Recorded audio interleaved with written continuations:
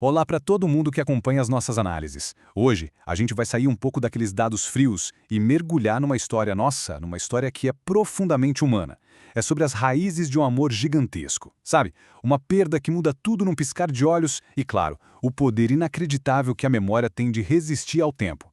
A gente vai decupar uma narrativa real, passada de geração em geração. É fascinante ver como esses relatos familiares nos jogam direto no coração das pessoas que vieram antes de nós.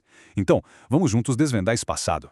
Começando pela seção 1, a melodia inesquecível, a verdadeira âncora emocional dessa história toda. Bom, vamos mergulhar direto nisso. Para que a gente consiga captar a verdadeira magnitude desse relato, o melhor jeito é ir direto para o núcleo emocional da memória. Olha só esse trecho. Lembro-me desde muito pequena vê-la com lágrimas rolando pela face ao ouvir La Paloma. É uma imagem super visceral, né? A gente já se transporta para o lado da narradora. Temos aqui a tia Mena, ou carinhosamente Mamãe Mena, chorando muito. E reparem, não era um choro à toa do nada. Era uma reação imediata, um gatilho direto a uma música muito específica, a melodia de La Paloma. Isso já estabelece de cara o peso da nossa análise de hoje. Tem uma vida inteira não contada por trás dessa música. Avançando para a seção 2, uma grande família, lançando as nossas raízes aqui. Para a gente entender o tamanho dessa perda, a gente tem que voltar um pouquinho no tempo e olhar para a base estrutural da família. Tudo começa com a tia Eulógia e o tio Teodórico. Eles se casaram e construíram um lar, super movimentado. Tiveram 6 filhos no total: Jair, Henriquinho, Carlos, Tônica, Elza e Cirene. Imagina só o dinamismo de uma casa com 6 filhos. Era com certeza um ambiente cheio de vida, cheio de expectativas para o futuro, sabe?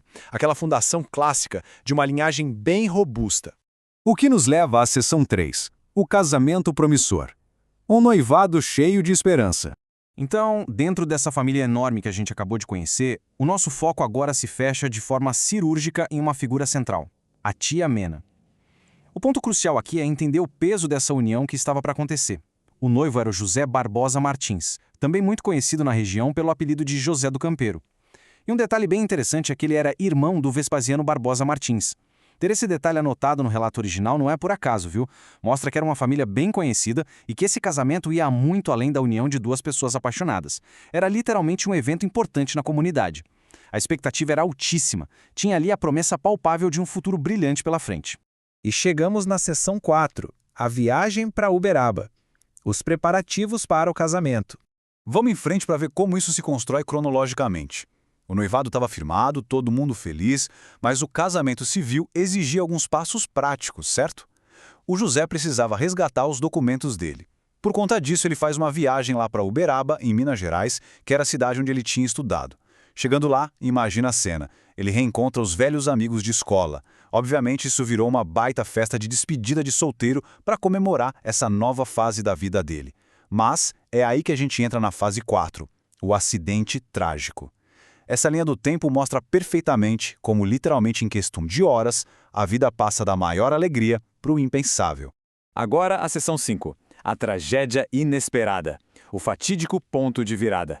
Isso ilustra brilhantemente a fragilidade absurda dessa situação toda. É uma ruptura muito abrupta. De um lado, a gente tem intenções super positivas, buscar os papéis do casamento, celebrar com os amigos da época de escola. E do outro lado, um desfecho avassalador. Acontece um trágico acidente fatal envolvendo uma arma de fogo. E o relato é assim super direto e doloroso. Diz que ele jaz sem vida ali mesmo, no local, sem nem dar tempo para um socorro. Essa oposição marca a maior tragédia da vida da mamãe Mena. Uma fração de segundo que alterou para sempre uma rota que estava tão bem planejada.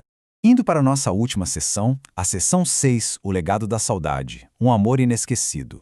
Geralmente uma história factual terminaria ali, no luto e no sepultamento. Mas a força da memória oral puxa a gente de volta lá para o começo dessa nossa análise. Agora, o que é realmente interessante aqui é que esse detalhe traz a chave para entender aquele choro copioso do início. A origem de tanta saudade está nestas exatas palavras. Sempre chegava no Alegrete tocando essa melodia para ela num acordeon, Nossa, aí tudo faz sentido, percebem? O José, o grande amor da vida dela, não simplesmente chegava na cidade de Alegrete. Ele chegava fazendo uma serenata particular. Ele tocava La Paloma no acordeon para anunciar que estava ali. Então, quando a gente entende isso, fica claro que o acordeon se calou com a tragédia, mas a música se transformou no som eterno daquele amor. A personificação de uma chegada que, infelizmente, nunca mais ia se repetir.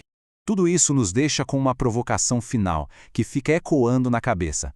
Como uma única melodia pode carregar o peso de um amor inesquecível? Essa história de um amor interrompido sobreviveu por décadas, morando nas lágrimas de quem ouvia as notas de La Paloma.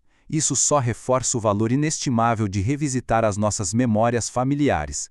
Elas nos mostram não só de onde viemos, mas também a nossa imensa capacidade de amar. Eu agradeço demais a companhia de todos vocês em mais essa explicação e eu espero de verdade que essa história continue inspirando reflexões sobre as lembranças que nós mesmos carregamos. Um grande abraço!